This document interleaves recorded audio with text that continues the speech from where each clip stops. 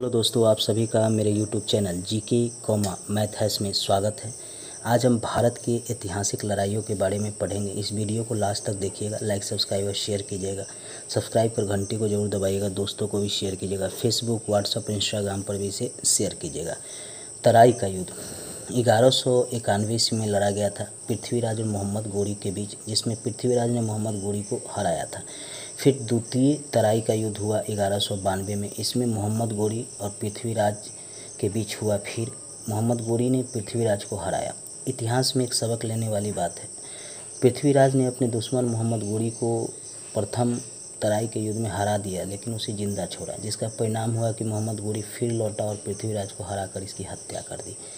यहाँ मोहम्मद गोरी और मोहम्मद गजनवी दो हैं। मोहम्मद गोरी से पृथ्वीराज का युद्ध हुआ था। हमेशा एग्ज़ाम में मोहम्मद गजनवी को लोग लगाकर चले आते हैं, इसलिए इसको याद रखिएगा। चंदावर का युद्ध 1194 ईस्वी में मोहम्मद गोरी और जयचंद के बीच हुआ, जिसमें मोहम्मद गोरी ने जयचंद को हराकर उसकी हत्या कर दी। ये जयचंद पृथ्वीराज का ससुर था। जयचंद की पुत्री संयुक्ता को जो है पृथ्वीराज ने उसके स्वयंवर से उठाकर ले गया, उससे विवाह कर लिया था, जिससे जयचंद जो है नाखुश था और चाहता था कि पृथ्वीराज की हत्या जो है मोहम्मद गोरी कर दे। लेकिन इस मोहम्मद गोरी ने पृथ्वीराज की तो हत्या की ही, साथ साथ जयचंद की भी हराकर उसकी हत्या कर दी।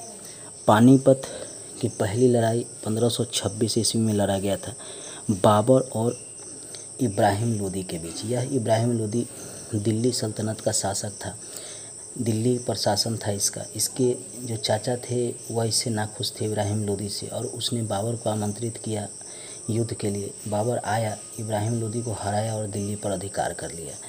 इसमें खानवा के जो शासक थे राणा सांगा, उसने इब्राहिम लोदी का सहायता किया था। बाबर इससे नाखुश था, इसलिए खानवा का युद्ध हुआ।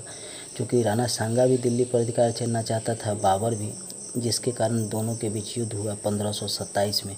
बाबर ने राणा सांगा को हराया। कहा जाता है कि राणा सांगा के ही कुछ सिपह सलार थे जो इसको धोखा दिए थे, इसीलिए इस युद्ध में हार हुई थी।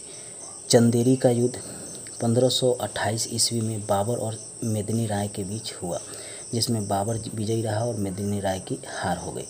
बाबर हमेशा युद्ध इसलिए जीतता रहा कि उसका जो सैनिक था उसको हमेशा ही सहयोग मिल रहा था और वो कंधा से कंधा मिलाकर अपने राजा के साथ युद्ध लड़ रहे थे। इसीलिए बाबर जो है सारा युद्ध जीतता चला गया।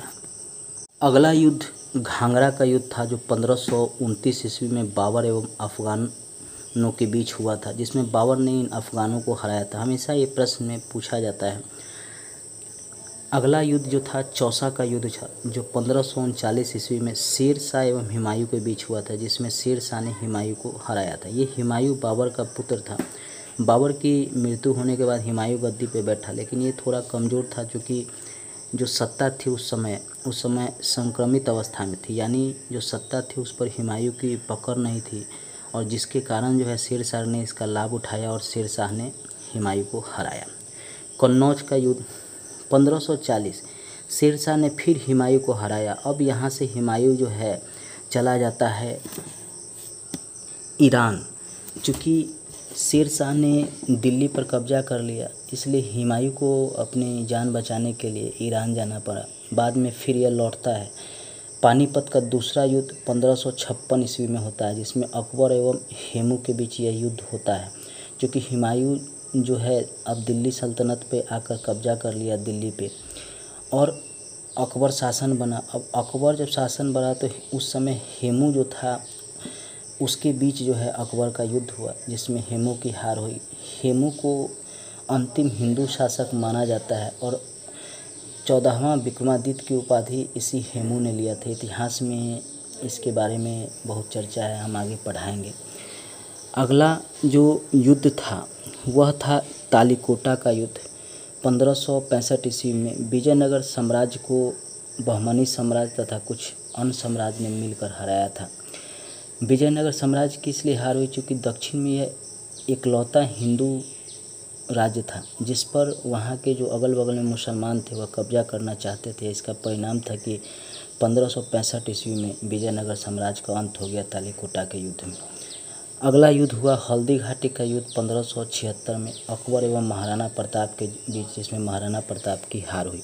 ये चर्चित युद्ध है, हमेशा ही एग्ज़ाम में पूछा जाता है, हल्दी घाटी का युद्ध। दोस्तों जो भी इसमें युद्ध है उसके बारे में कोई ना कोई परीक्षा में अवश्य पूछे जाते हैं, इसलिए इसको ज़रूर याद रखिएगा। नेक्स्ट वीडियो में हम जो ब्रिटिश काल में युद्ध हुआ है उसके बारे में पढ़ेंगे, उस वीडियो को भी ज़रूर देखिएगा। दोस्तों अगर मेरा यह प्रयास अच्छा लग रहा हो तो मेरे चैनल को सब्सक्राइब और घंटी को ज़रूर दबा लीजिएगा। दोस्तों को भी शेयर कीजिएगा, फेसबुक, व्हाट्सएप और इंस्टाग्राम पर भी इसे शेयर कीजिएगा। धन्यवाद दोस्तों।